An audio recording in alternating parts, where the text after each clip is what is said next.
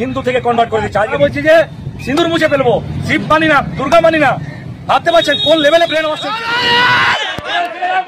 এরা হিন্দুদের পাড়াতে গোপনে আসে এবং হিন্দুদেরকে কনভার্ট করে কখনো খ্রিস্টান, কখনো বিধর্মী বা ভিন্ন ধর্মে তারা পরিবর্তন করার চেষ্টা করছে। স্যার বিষয়টা দেখুন, আমরা ভালো করে বোঝানোর চেষ্টা করছি। এদেরকে এমন ভাবে মাইন্ড ওয়াশ করা হচ্ছে যে তারা বলছে আমরা সিঁদুর মুছে ফেলবো, দুর্গা, লক্ষ্মী, গণেশ, শিবকে মানছি না। এই ধরনের ব্রেন ওয়াশ করা হচ্ছে। আর এই ধরনের ঘটনা ঘটেছে পশ্চিমবঙ্গের আসানসোলের বারাবণী এলাকায়। গত 2-3 দিন আগে হিন্দু সমাজের মধ্যে থাকা কিছু নিম্ন শ্রেণীর মানুষ, যাদেরকে শিডিউল কাস্ট বলা হয়, যাদেরকে হিন্দু ধর্ম অনুযায়ী অছুত বলে ঘোষণা করা হয়েছে, সেই অছুতদের অভিভাবক সেজে তারা কি কাণ্ড কলাপ চালিয়েছে আপনারা দেখুন।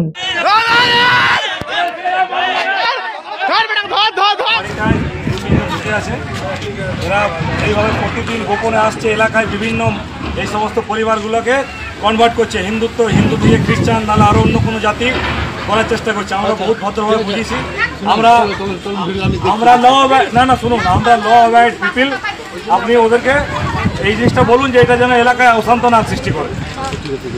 যদি কিছু করা হয় চার্চে করুক, আমাদের হিন্দু প্রধান এলাকায় হবে না। চার্চে কি ওদেরকে পালন করতে বলুন, খ্রিস্টান হোক, মুসলমান হোক, যা হবে হবে। এই পাড়া গ্রামে হিন্দু পাড়া এসব চলবে না। বের করে যদি নিয়ে চলে যান আপনি, ঠিক আছে, তাহলে শান্ত হবে। এলাকায় থাকলে এলাকা উত্তপ্ত হবে। ধর্মের মানুষদেরকে কনভার্ট করে খ্রিস্টান, কখনো আরো অন্য ধর্মে, বিধর্মে এরা নিয়ে যাওয়ার চেষ্টা করছে এবং এরা সুযোগ খুঁজছে কোন পরিবারগুলো অর্থনৈতিক সংকটে আছে, কারুর কোনো ব্যাধি আছে, সেই সব পরিবারগুলোকে টার্গেট করে এমন ভাবে মাইন্ড ওয়াশ করছে, তাদেরকে আজকে হিন্দু থেকে কনভার্ট করে দিচ্ছে। আজকে বলছি যে সিঁদুর মুছে ফেলবো, শিব মানি না, দুর্গা মানি না। ভাবতে পারছেন কোন লেভেলে ব্রেন ওয়াশ চলছে। তাহলে আপনারা দেখছেন, কাঁচা দেওয়ালের বাড়ি, যাদের কোনো কিছু ঠিক নেই, নুন আনতে পান্তা ফুরিয়ে যায়, তাদের অভিভাবক সাজার জন্য একদল মানুষ এসে বিরোধ করছে। যদিও তারা এটা দাবি করে যে এটা হিন্দু পাড়া, হিন্দুদের পাড়ায় কোন রকম ভাবে অন্য ধর্মের মানুষ এসে ধর্ম প্রচার বা ধর্মের কোনো কথাবার্তা বলা যাবে না। তাহলে এখানে প্রকৃত পক্ষে দোষী কারা? সেই সমস্ত গরিব মানুষ যারা এই খ্রিস্টানদেরকে ডেকে এনে মনের একটু শান্তি, নিজেরা সুস্থ থাকার জন্য তারা একটা প্রচেষ্টা করছে। যে বাড়িতে ঘটনাটি ঘটেছে, সেই বয়স্ক মহিলা বিগত কয়েকদিন ধরে প্রচন্ড অসুস্থতায় ভুগছিল। তার কাছে কোনো অপশন ছিল না। তার একটা ছেলে হ্যান্ডিক্যাপ এবং আরেকজন রয়েছে, সে কিন্তু অসুস্থতায় ভুগছে। কিন্তু তখন কোনো মানুষ তাদের সহযোগিতার জন্য এগিয়ে আসেনি। শেষমেশ তারা কোনো পথ না খুঁজে পেয়ে খ্রিস্টান ধর্মের কিছু মানুষের কাছে তারা আশ্রয় নেয়। একটা ছেলে আমার হ্যান্ডিক্যাপ, হ্যান্ডিক্যাপ ছেলেটা কোথায়? ওই যে শোরুমে কাজ করছে। ও হাতটা কয়লা কুড়াইতে পারে না, কয়লা যেতেও পারে না, ভারী কাজ করতে পারি না আমার ছেলে।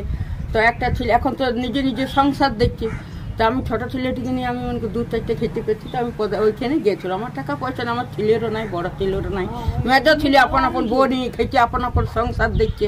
তা আমি যে মরি গেছিলাম, তো গ্রামের ছেলে দিকে ওই টুকুন আমার বাড়িতে এই ধার পিড়েন যেছিল। তো টুকুনকে ওখানে বলার দরকার ছিল যে পিসি তোমরা কি তোমরা চিকিৎসার জন্য মারা যাচ্ছে। টুকুনকে বিজেপি করে আমি দাঁড়া বলছি যে আমার যখন অসুখ ছিল তখন ওর বলা কি দরকার ছিল, এই ধার পিড়েন যেত যে পিসি তোমরা তো আকোয়ালে মরণ হয়েছে তোমাদের, চলো আমরা পার্টিতে আমরা তোমাদেরকে ভর্তি করবো, চিকিৎসা করাবো আমরা পার্টির তরফ থেকে, চলো। কই ওটা তো বলিস না, ওটা তো বলছি। তবে জানতুম না বাবা আমরা প্রভুর রাস্তায় যাবো না, আমাদের পার্টি পরিস্থিতি আমাদের ভালো করেছে।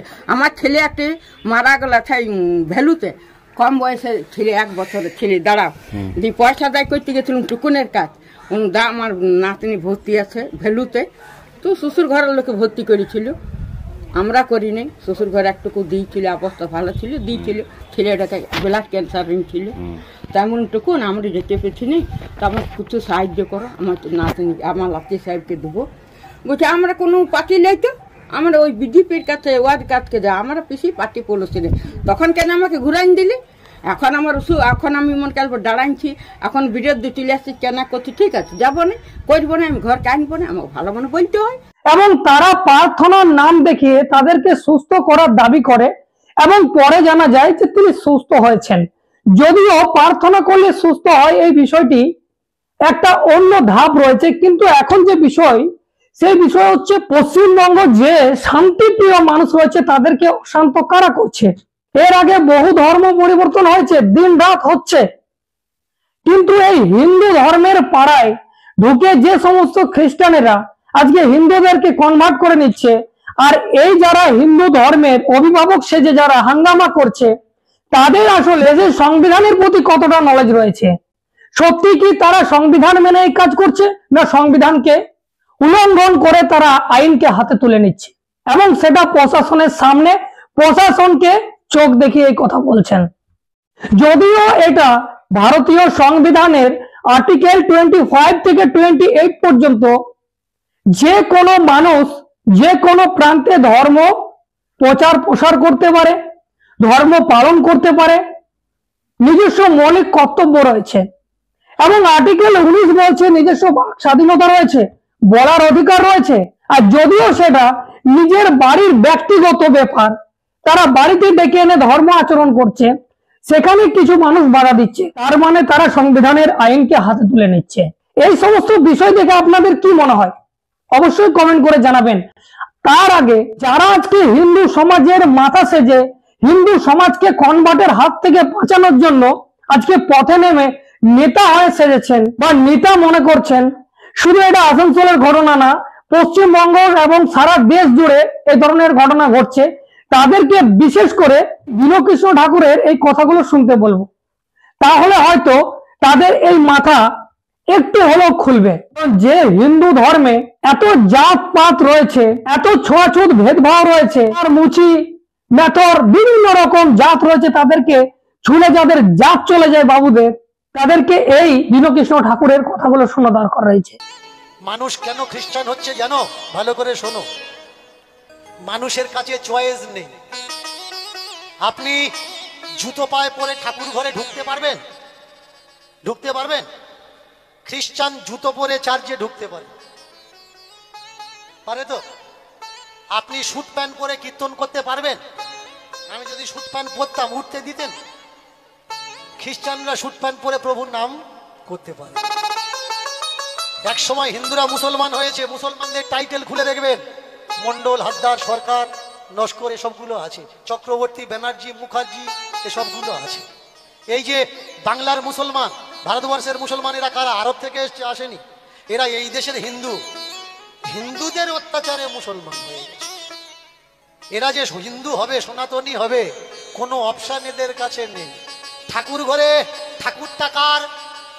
আপনার, আমার, আমাদের। কিন্তু এই ঠাকুর ঘরে ঠাকুরকে আপনি ছুঁতে পারবেন? পারবেন? গিয়ে ছুঁয়ে দিন, পরের দিন 14খানা ব্রাহ্মণ ডেকে উৎসব করা লাগবে, আপনার বিঘেকে বিঘে জমি বিক্রি করে খরচা দেওয়া লাগবে। কেন? ঠাকুরের আবার প্রাণ প্রতিষ্ঠা করতে হবে। দেখেছ, যে নিচু জাতের ছেলে মাটি মারিয়ে ঠাকুর তৈরি করেছে, ব্রাহ্মণেরা মন্ত্র বলার পরে যে পা দিয়ে মারিয়ে ঠাকুর তৈরি করেছে, ওরা ছোঁয়ার অধিকার থাকে না।